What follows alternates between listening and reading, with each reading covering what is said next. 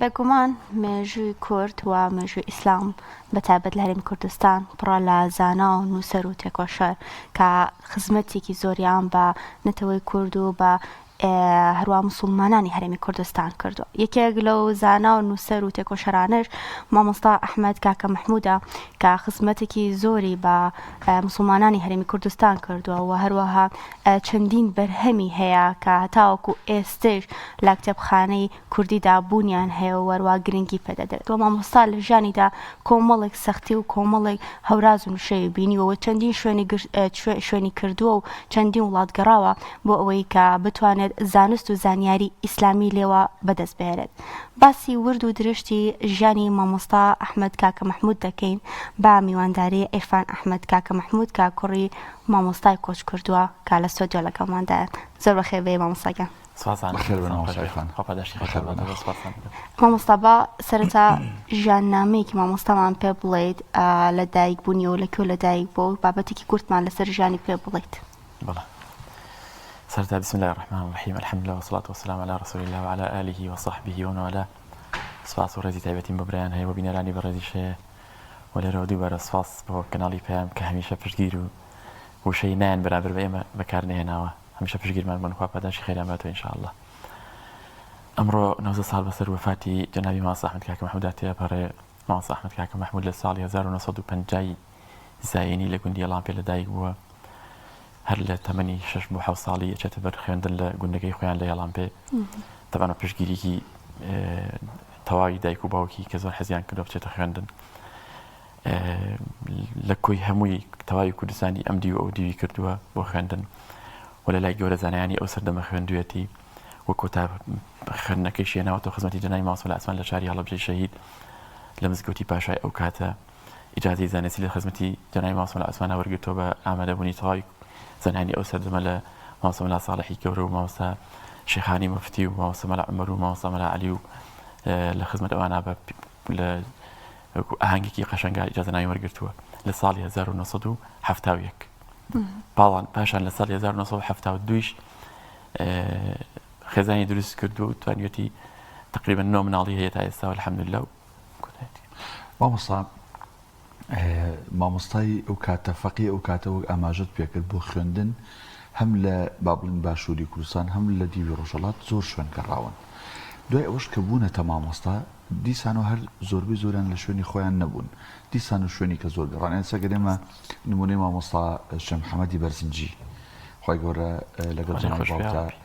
لە گوناهەکانیان خۆش بێ جێگەیان باش ببینینەوە. ئێستا مامۆستا شێخ محەممەد خەڵکی سەرگەتە هەورامیە بەڵام مامۆستا شێخ محەممەد بە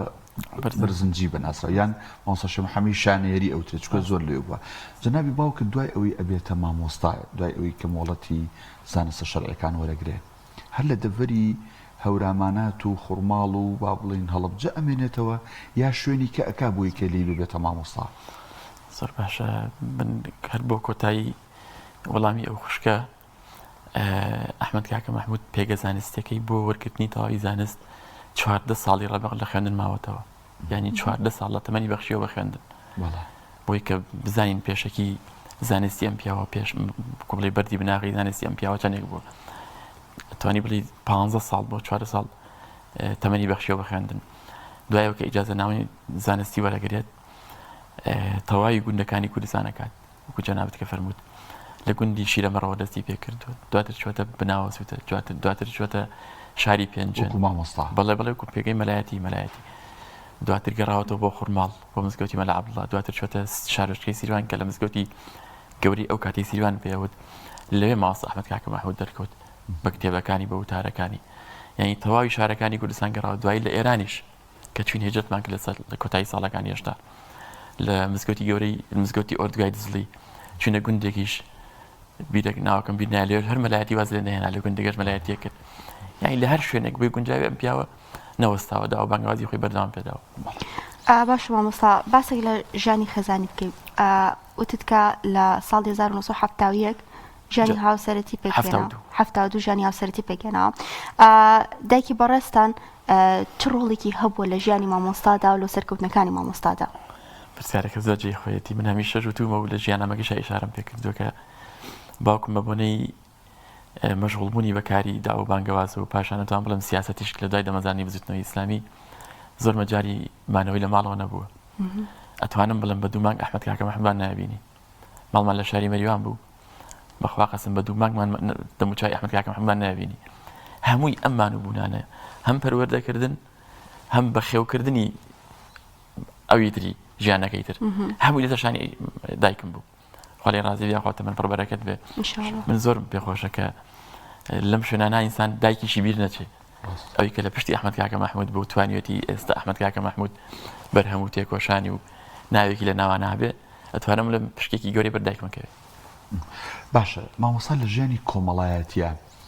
ئەوەی کە باست کرد بەهۆی کاری داعوە و بانگەواز و مامۆستایەتی دوجاریش کەینە سەر بابەتی سیاسیەکەش مامۆستا لەگەڵ ئەمانەیە لە بابەتە کۆمەڵایەتیەکان لەگەڵ خوشک و براکانی مام و خاڵ و خزم و کەسوکاری هاتوو چوە چۆن بوو لەم ڕووەوە من یەکێک لەوانەی کە سەرساوم بە باوکم خواڵی خۆش بێ ئاخوا ئەوەیە کە ئەم پیاوە لە ڕووی کۆمەڵایەتیەوە زۆر بەهێز بووە ئێستا پێزانین لە دوای وەفاتی بۆ نمونە ئەچیتە هەر شوێنێک کاڵی کوڕی ئەحمەد کاکە مەحموودم یاڵینەوەی ئەحمەد کاکە مەحموودم کارە لەبەرە دەڵەچێتەوە ڕێزێکی زۆر لێگرێ ئەمە بڵگەی لەسەر ئەم پیاوە زۆر لە ڕووی کۆمەڵایەتیەوە بەهێز بووە بە تایبەتی تر کە لە سنی عربەت بە خوارەوە کە ئەچیت یعنی گوندنی ئەحمەد کاکە مەحموودی نەبینی بێ و نەیناسی بێ کاریگەر نەبوو بە ئەحمەد کاکە مەحموود چونکە خۆی سەردەمانێک لە سەردەمی سیاسەتی بزوتنەوەی ئیسلامیشا سیفەتێکی زۆر جوانی تیا بوو یەک جمعە لە ماڵەوە دانیانیشت هەر جمعە ئەو گوندێکی دیاریە کرد ئەم جمعەتم لە فڵان شوێنە وتارە دەم لەبەرەوە باوکم بە شێوەیەک توێنەوە خەڵکی ئەو منطقی خۆمان هەورامان و شارە زۆر مەحاڵە کەس نیناسێت لەو سنوێری خۆمانە لەبەرەوە بە خۆشەویستی هەموو لایەنێک و خۆشی لە ڕووی کۆمەڵایەتی ڕووخۆشیێکی هەبوو تازەێکی زۆر جوانی تیا بوو بەو مەشهور بوو ڕێزی لە میان زۆر ئەگرت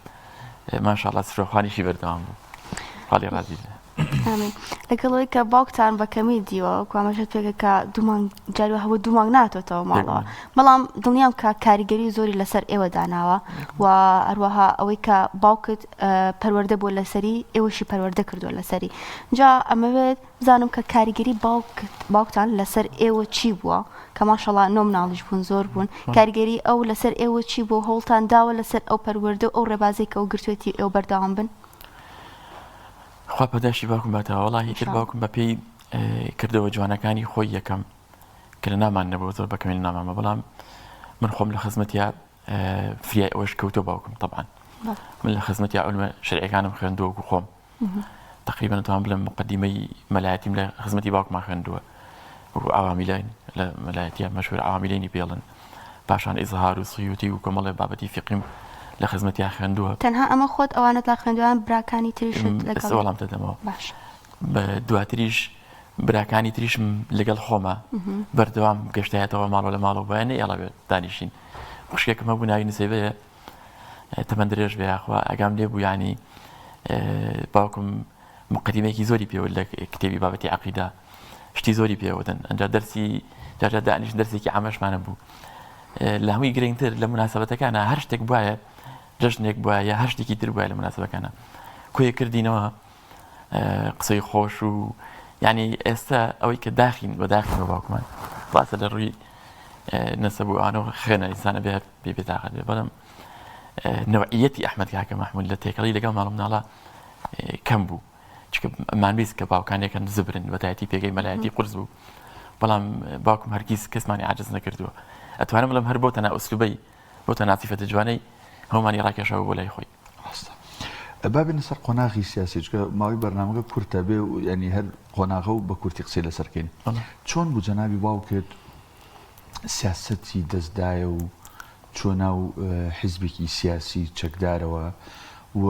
چی پاڵنەر بوو چی هۆکار بوو چۆ زۆر جار ئەوترێ ینی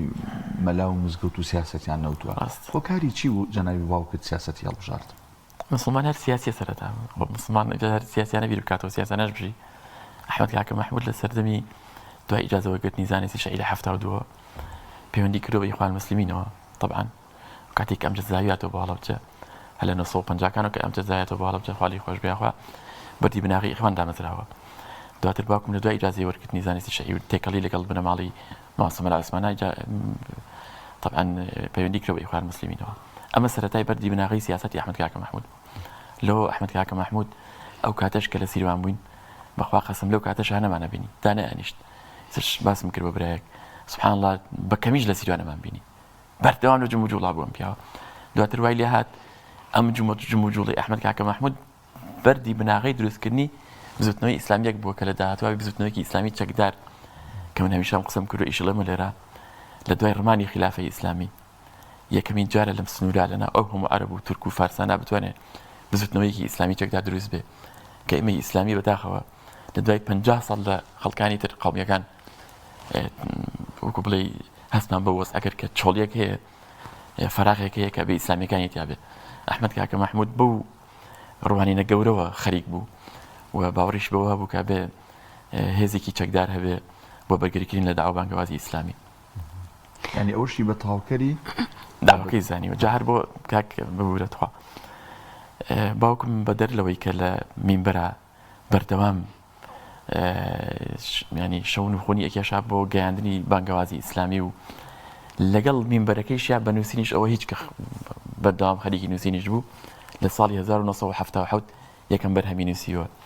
یعنی ئەحمەد کاکە محمود هەم بە مینبەر هەم بە نووسین هەم بە سیاست هەرسێکی گرێدا بوو من ناوم نابوو داوە و بانگەواز و داوە و هیجرەت و بانگەواز ئەم سێ پلە پۆستە گەورەی بەجێ نێڵاوە ئەحمەد کاکە محمود باشە باوکت جگەر لەوەی کە لە ناو خۆدا بۆەوەی زانست و زانیاری ئیسلامی وەربگرێت کۆچی کردووە وەروەها بەردەوام بووە لە جمو جۆڵەکانی لە وڵاتانی دەرەوەشدا کۆمەڵی وڵاتانی دەرەوەی کردووە بۆ کۆڕ و کۆبوونەوەی ئیسلامی چۆن بووە کە پەیوەندی بە وڵاتانی دەرەوە کردووە و هەروەها پەیوەندی لەگەڵ وڵاتانی دەرەوە چۆن بۆ چەند وڵاتیش گەڕاوە بەڵێ بەو پێی کە باوکم ئەندای مەکتەبی سیاسی ئەو حیزە بووە یەکێک بە لە دامەزرێنانی بزوتنەوەی ئیسلامی لە وەفد و وفودەکانی ئەو سەردەمی بزوتنەوەی ئیسلامیا بەشداری زۆری کردووە لە دەرەوە چون بۆ دەرەوەی وڵات سەردانی تورکیای کۆلەگەزەری ماسۆن لە ئاسمانە کە بیرم دێ ئەویت بۆ یەکەمین جار مەلا بە مێزەرەوە چۆ پەرلەمانی تورکیا جەنابی ماسۆن لە ئاسمان و ئێمە بووین ئەو شتێکی زۆر خۆش بوو ئێمە خۆم لە سووریا ئەم خوێن هاتە سووریا باوکم ڕەحمەت بێ خوا لەگەڵ جەنابی ماسۆن لە عەلی و ماسۆن عیبا پیروانە هاتە سووریا سەردانی لیبیایان کرد وڵاتانی زۆر گەڕاون سەردانی ئێران بۆ چەندین یانی لە زۆربەی کۆڕ و مناسبەکانە باوکم و وەفدی بزوتنەوەی ئیسلامی بەشدار بوون زۆرێک لە کەسایەتی ئیسلامیەکانی ئەناسی ماوەسایرمان بێنە سەر قۆناغ و وێزگەیەکی تر ئەویش بریتێ لە بەرهەمەکانی لە نووسینەکانی وەک ئاماژت بکرد هەڵ نەبووتە لە کۆتایی هەفتاکانە یەکەمین یەکەم بەرهەمی بوو بەڵێ یەکەمین بەرهەمی بووە ئەو بەرهەمە ناوازە و گرنگانی کە جێی سەرنجی خوێنەرانی بوون تا ئێستش ماونەتەوە جگەل لە تەفسیرەکەی کە ئەوە ینی ئەتوانین بڵین هەمووی بەلایەک ئەوان بەلایەک چین ینی کۆبەرهەمی جەنابی مامۆستای مەرحوم هەیە ئێستا یا بیرتان لەوە کردەوە هەموو ئەو بەرهەمانی نووسیوێتی جگە لە تەفسیرەکە بیکەنە کۆبەرهەمێک بەڵێ بەرهەمەکانی ئەحمەد کاکە محمود من لە دوای وەفاتی خواڵی خۆش بێ ڕەبی لە دوای وەفاتی دوای کۆکردنەوە و گەڕان بە دوای دەستنووس و ئەرشیفەکانیان بۆمان دەرکەوت ئەحمەد کاکە محمود خاوەنی 28 دەستنووسە 28 دەستنووسیان پیاوە بەڕێزە لە هەمووی گرنگتر شاکارەکەیەتی کە تەفسیری ڕامانە بەڵام بەپێی خوێندنەوەی خۆم لە دوای ڕامان ئەتوانم بڵێم کتێبێکی هەیە مەوسوعەیەکی ئافرەتانە ژنان و کاروباری ژنان لە ئیسلامدا کە ئەویش دوای وەفاتی چاپکرا طبعا نەیبینی خۆی وەفاتی کرد خواڵی خۆش بێخوا دوای ئەوە کە من کۆم کردەوە و چاپمان کرد بۆم دەرکەوت کە ئەم پیاوە مانوبوونێکی زۆر زۆر لەگەڵ نووسینی تەفسیری ڕامانە لە پاڵ نووسینەکەی لە پاڵ تەفسیرەکەیە گرنگێکی زۆریشدا بۆ مەوسوعەی ئافرەتانە ئەم ژنان و کاروباری ژنان لە ئیسلامدا کە ئێستا لە زۆربەی ڕێکخراوەکانە بەتایەتی لە هەولێر کراوە منهەج ژنان و کاروباری ژنان لە ئیسلامدا ژنان پێش ئیسلام ژنان لەناو هەموو ئاینەکانی ترا پاشان ژنان لە دوای ئیسلام و پێگە ڕۆڵی ئافرەت لە ناو ئیسلامیشە زائیدە نزیکەی 1000 فتواش تایبەت بە ئافرەتان تەواوی ڕۆڵی ئافرەتانی باس کردووە کە زۆر پێوەمان دوو بووم پیاوە طبعا ئەوەی کە ئێمە بمان کراوە لە نووسراوەکانی ئەحمەد کاکە محموودە بەدەلەوەی کە من ئێستا تاقە و توانەکانم هەمووی لە ڕامان سەرفەکەم بەداخەوە مەجالی کەمتر مێ بۆ کتێبەکانی دری تا ئێستا هەش بەرهەممان بۆ چاپ کردووە سواز بۆخوا و ڕامانمان تقریباً 9 جار چاپ کردووە ئێستا تیراژی 25,000 نسخەیە سواز بۆخوا لە 7 مانگا تەواوی تیراژەکە تەواوە بێ پڕخوێنەرتر و پڕبینەرترین تەفسیر لە ئێستادا سواز بخوا فەزلی خۆیان تەفسیری ڕامانە زائیدەن تەفسیرەکانی تریشە و تەواوی فتواکانی ئەحمەد کاکە مەحموودیشم کۆ کردوێتەوە زیاتر لە 1000 فتوای ئەحمەد کاکە مەحموود دوای تحقیق و تەخریج و تەبیب کردنیشی بدمە لیژنەی فتوای باڵای هەرێم خزمەتی ماسمە لە ئەحمەدی شافعی و ماسمە لە ئیسماعیلی دێرە و باقی مامۆسایانی تر ماسا عەبدوڵای چوارتایی ئەوانیش تەقریزیان بۆ نووسیۆ بە پەسەندکراوی لیژنەی باڵای فتوای هەرێم فتواکانیش بۆ چاپ کراوە الحەمدولله لەو هەموو بەرهەمانی ئەحمەد کاکە مەحموود بەدل لە کتێبەکانی سەردەمی سیروانی پەروەردە لە ئیسلامدا و خواپەرستی لە ئیسلامدا و سەربەستی لە ئیسلامدا و تەیزانەکان و باوەڕ بەخوا و خوا لە ڕوانگەی زانیاریەوە کە ئەمانەی ئەو سەردەمە بۆ چاپ کراوە سیروان لە ئێستاش هەش بەرهەمیترمان نوێ بۆ چاپ کردووە لەوانە تەفسیری ڕامانە ژنان و کاروباری ژنان لە ئیسلامدا فتواکانی ئەحمەد کاکە مەحموود وەڵامی گومان و چاواشەکاری ناحەزانی ئیسلام کێشە کۆمەڵاتەکان و چارەسەریان لە ئیسلامدا خۆشم ژیاننامەیەکی کتوب پختم بۆ نووسیوەکو لە 3 فەسڵە زائیدەن وەڵامی پرسیار وەڵامی شەرعی تایبەت بە ئافرەتان تقریبا هەش بەرهەم بۆ چاپ کردو باشە مامۆستا لە سەردەمی مامۆستا خۆیدا چەند بەرهەمی بە چاپ گەیاندراوە ئەوەی کە ئاگادارم عەرزم کردی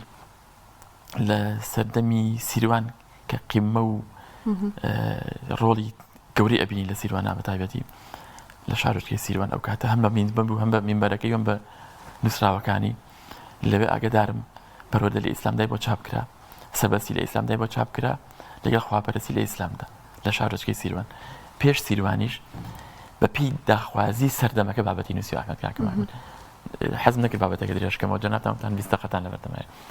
لە سەردەمی بناوە سووتە و پێنجوێن ئەو کاتانە گەشەی ئیلحاد بووە شیوعیەت لەو کاتا زۆر فراوان بووە باوکم دەستی بردو بۆ وتەی زاناکان و باوەڕ بەخوا خوا لە ڕوانگەی زانیاریەوە دوای کە گەڕاوەتەوە بۆ سیروان و خورماڵ وەڵەبجە گومان لەسەر بابەتی نوێژ و خواپەرستی و شێوازی پەروەردە لەسەر ئەو بارە نووسیەتی پێش چوونی بۆ ئێرانیش کەتر گەرمەی هیجرەت و مقدمەی هیجرەت و دامەزانی بزوجنەی ئیسلامی بووە لەو کاتا کتێبێکی لەسەر ئاشی لە ئیسلامدا نووسیوە کەیسە الحەمدوللا چاپیش کراوە سواز بەخوا لە گەرمەی هیجرەتی کتێبێکە نووسێ بە ناوی جیهاد لە ئیسلامدا بۆ بابەتی ئەحکامی جیهاد لەو دیشەوە کە لە ئۆردوگای دزڵی بووین لەوێش هەردان نەوەستاوە دایان کتێبی نووسیوە لەوانە جوولەکە بناسە کەیسە الحەمدوللا ڕێکخراوی ئاسان و خواپەداشویان چاپیان کردووە و دایان کتێبی تریش کەیسە لەبەر دەستمایە بإذن الله تعالی بەسەر قسەکەی جەنابەت بەنیازی ئەوەی ئینشاءالله کۆبەرهەمەکەی ئەحمەد کاکە مەحموود کە 28 دەستنووسە بینووسین ئینشاءالله بەعنی کەواتە لەموو بوومان دەرەکەوێ مامۆسای مەرحوم بەپێی قۆناغەکان کتێبەکانی نووسی ئەحمەدی خوالێ مامۆستا بینە سەر بابەتێکی دیکە ئەویش لە سۆشیال میدیایە یەکێک لەو پەیج و سایت و با بڵین لە پلاتفۆرمە جیاوازەکان کە سواز بۆ خوا بینەرێکی باشی هەیە خەڵکێکی باش دەوری کۆبووەتەوە پێیجی ئەحمەدی کاکە مەحموودە ئەمە چۆن سەر چاوی گرت چۆن بیرتان لێ کردەوە و توانیوێتی بە چ ڕۆڵێک هەستێ و توانیوێتی چ فەراغێک پڕ بکاتەوە ئەم بابەتی سۆشیال میدیایە زۆر باش هەروەکو ئەوی کە لە دوای وەفاتی باوکم هەستمامەوە کە ئەم پیاوە خاوەن بەرهەمە خاوەن توانایە کەسایەتێکی ئیسلامی نوعی بووە من ئەوەش هەر ئەڵێم من بەدەر لەوەی کە باوکم بوو خێرم لە خوێنی ئەو بێتاقەتێکی ئێجگای زۆر ڕیتێکردنەوە بە وەفاتی بە خەفەتێکی ترمەیە کە ئەڵەم نەوعێتی ئەحمەد کاکە مەحموود دەگمەن بوون وەکو جەناوی ئیشارەت پێکرد مامۆستا شێخ محەممەدە مامۆستا شێخ سەدیقە مامۆستا مەلا عوسمانە مامۆستا مەلا عەلیە باوکمە نەوعێتی ئەم نوع عەمەلەیانە وەکو جەنابەت ئیشارەت پێکرد مێزەر و جبە و دەمانچە و بە بیرێکی گەورەی ئیسلامیانەوە فەیزێکی گەورەی ئیسلامیانە من خەفەتەکەشمە ئەوەیە زیاتر کە نەوعێتیان کەم بوو لەبەرەوە هەستان بەوەی کەوتم بەرهەمی ئەم پیاوە بانەکوژێتەوە منهەجەکەی بانەکوژێتەوە پرۆژەیەکماندا نابناوی پرۆژەکانی ئەحمەد کاکە مەحموود لە دوو بەش پێکدێ بەشێکی سۆشیال میدیا بەشێکیشی چاپکردنی بەرهەمەکانیەتی خۆم سەپەرشتی بەرهەمەکان یەکەم تا ئێستا الحەمدوللا خەریکین لە ئێستاشە ئامادەکاری وە کتێبێکی ترێکین مانگی چوار ئینشاءالله بەرهەمە بوارەکەی تریشی سۆشیال میدیاکەی الحەمدوللا خۆم و چەندین خوشک و براین کە زۆر ماندون لەگەڵ ما خوا پاداشی خێریان باتەوە ئینشاءالله ئەوەش وەکو جەنابەت ئیشارەت پێکرد پەیجێکمان بۆ داناوە لە ساڵی 2012 لە ساڵی 2012 الحەمدوللا یەکەمین پەیجی ئیسلامی بوو کە سەحەشینەکەشمان وەرگرت ڕۆڵ و کاریگەریکی زۆر بینی لەسەر بواری پاراستنی کۆمەڵایەتی لە ڕووی ئیسلامیەوە و ڕۆڵێکی گەورەمان بینی لە پڕکردنەوەی ئەو بوارانەی کە لەوە چەندە لە کەناڵەکان نەتوان دەستی بەبەرن ئێمە دەستمان بۆ بردبێ ئێمە هەمیشە ئەوەمان وتووە کە ئێمە بەرگری لە شناسی ئەم گەلە مسلمانەکەین و بەگری لە ئەخلاقی ئەم گەلە مسلمانەیەکەین سوشال میدیاکەش هەر ڕەنگی بەوە داوەتەوە سوشال میدیامان ئەلحەمدولیلا بریتە لە فەیسبوک کە ئێستا ئەلحەمدولیلا بە تازەیی 3,200,000 تێپەڕاندووە فۆلۆوەر ئینستاگرامێکمان هەیە 413,000 متابعمان هەیە یوتیوبەکەمان هەیە کە زۆر بەهێز ئەلحەمدولیلا 65,000 سبسکرایبی هەیە تەلەگرامێکی زۆر بەهێزمان هەیە کە 25,000 ئەندامی هەیە و ئاوا ئیلاخی دەستان خۆش باشە هەوڵتان داوە کە بەرهەمەکانی مامۆستا وەربگەڕنە سەر زمانی دیکە و لەگەڵیشیدا چ یادگاریکی مامۆستا دایمە لە مشکدا ماوەتەوە پرسیارەت باشت تەفسیری ڕامان وەکو پێشێکیش عەرزم کردن شاکاری ئەحمەد کاکە مەحموودە بە پێویستمان زانی کە ئەم تەفسیرەی وەربگەینە سەر زمانی فارسی بۆ کوردانی ئەو دیویش ئیسفادەی لێ بکەن ئەلحەمدولیلا بە کوردەکەیشی ئەگاتە ئەو دیوە توانم بڵم شاری بانە و سەقز و سنەوەوانە زۆرترین ژماری بەڕۆشتوە تەفسیری ڕامان بەڵام بیرمان لەوە کردەوە کە ڕامان بکرێەوە فارسی لە 2007 خەریکی ئەو پرۆژێشم ئەو مەشروعین ئەلحەمدولیلا لە 2021 تەواو بووە پیاچوونەوە ئەوانی بۆ ئامادە کرا و 2024-25 لە تەران خۆم بردمە نەشری ئیحسان ئێستا لەجێ چاپایە و بەنیازی ئینشاء الله کتێبی ژنان و کاروباری ژنانەکەی کە زۆر کتێبێکی گرنگە بەلای خۆمەوە ئەوش بکرێتە سەر زمانی فارسی بإذن الله مامۆستا ئێمە تەواو بووین ئەگەر شتێک ویستی بێتی بێڵێت بۆی پرسیارەکانی ئێمە نەدەبێت تەنها 30 سانیە کاتمان ماوە بەنامەکەتان دۆزێ سەریعیشە بەس سپاسان دەکەم دەستان خۆش بێ خوا پاداشتان ماتەیە من ئەوەندە ئەڵێم بەداخەولایانی دەسەڵاتدار زۆر گرنگی من پیاوەگۆران نادا کە مڵکی عامەنە پیاوانە بەڕاستی کورد هەمووی بەر تێک ڕابێ شانازی بەم پیاوانەوە بکە بەس من داواکەم لەنەوە وەچەی مامۆستایانی ئاینی کە نەیەڵن شاکارەکانیان ون بێ بەرهەمەکانیان ون بێ بەرهەموو تێکۆشانیان ون بێ بەڕاستی کە چتە بازار ئێستا باشترە الحەمدولیلا بەڵام کە چتە بازار ژیاننامەی کەسایەتی زۆر بینی بەس مەلاکان بەکەمی ڕاستە بەداخەوە زۆر بەڕێز ئەیفان ئەحمەد کاکە مەحموود کوڕی زانای کۆچکرد و سوپاس بۆی کە لەم تۆرێ دەست خۆش مامۆستایان و زانایانی ئاینی باش بێ ئینشاءالله ئامین یا رب العالمین زۆر سپاسان